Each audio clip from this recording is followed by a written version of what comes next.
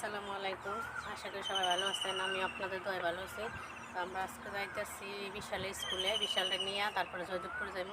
তো কেন যাইতেছি তারপরে জয়দেবপুর যাই বলবো। তো চলেন যাই। তো আসো। তাহিয়া তুমি কি বড় স্কুলে পড়বা? স্কুলে পড়বা? হ্যাঁ, স্কুলে পড়বা?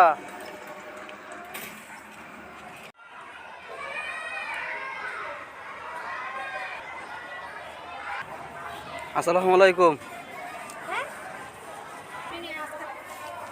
আজকে বিশালে পরীক্ষা ছিল, পরীক্ষা হয় নাই, খাতা জমা দিয়েছি ইংরেজি।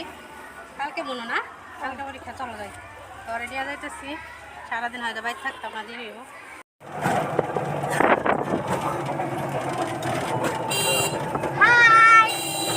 কইতে এলেন? হ্যাঁ, রাগে কই গেছি। ক্লিয়ার। টিফিন দিলে টিফিন করে যায় নেন না।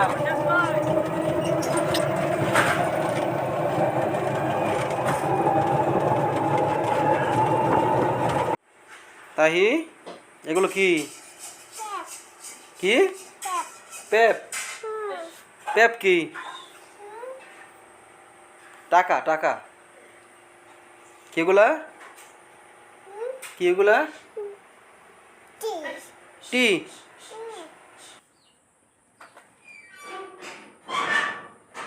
তো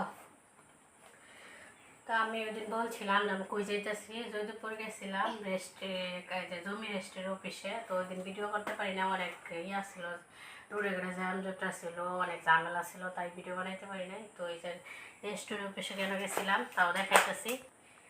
তো রেস্টের অফিসে গেছিলাম, জমি বিক্রি করছি, কষ্টের জমি বিক্রি করে দিছি, সম্পত্তি চলে গেলে আর পাওয়া যায় না। কিন্তু জমি বিক্রি করতে কিনতে গেলে অনেক কিছু লাগে, আর বেচতে গেলে এই সামান্য কয়টা টাকার জন্য জমিটা বিক্রি করতে হয়েছে আমাদের। তো ওই জায়গায় হচ্ছে 3 লাখ টাকা, হ্যাঁ 3,20,000 টাকা জমি বিক্রি করছি। তো 20,000 টাকা এমনি নিয়ে চলে গেছে, আর আছে 3 লাখ টাকা। তো টাকায় শেষ না, এর সাথে আরও 50,000 টাকা যোগ করতে হইতেছে।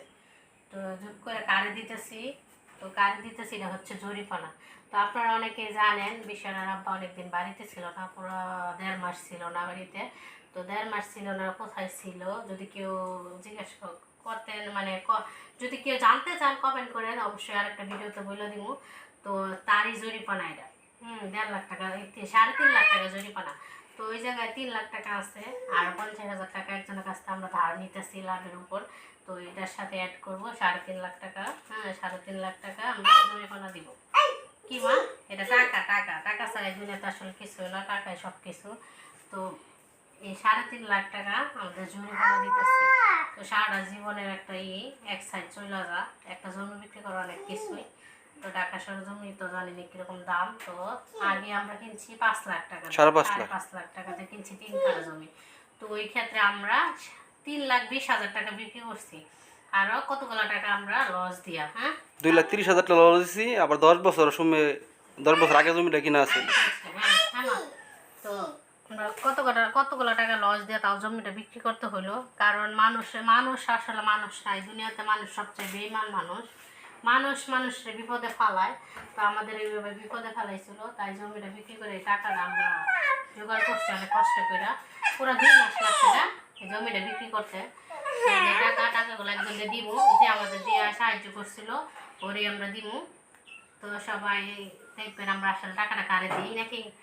তো নাম বলবো না, অবশ্যই একটা দয়ালু মানুষ। যাই হোক, আমাদের যেভাবে দিছে, বিপদের সময় যেভাবে দিছে, আমাদের অনেক আমাকে উপকার হয়েছে। সারা জীবন তার কাছে আমরা কৃতজ্ঞ থাকবো, কি না থাকবো। তো এই পর্যন্ত আজকে, সবাই ভালো থাকবেন। তো সে আরও রয়েছে সামনে, কারের টাকাটা দিতেছি তাহলে দেখাই নাকি। সবাই ভালো থাকবেন। বিশাল আব্বা যাইবো টাকাটা দিয়ে একে নাম্মো, তোমার আব্বুর কাছে দিয়ে দাও, দেবে একটা দেন। টাকা নিয়ে কি করবা? এই সামান্য 3.5 লাখ টাকা না।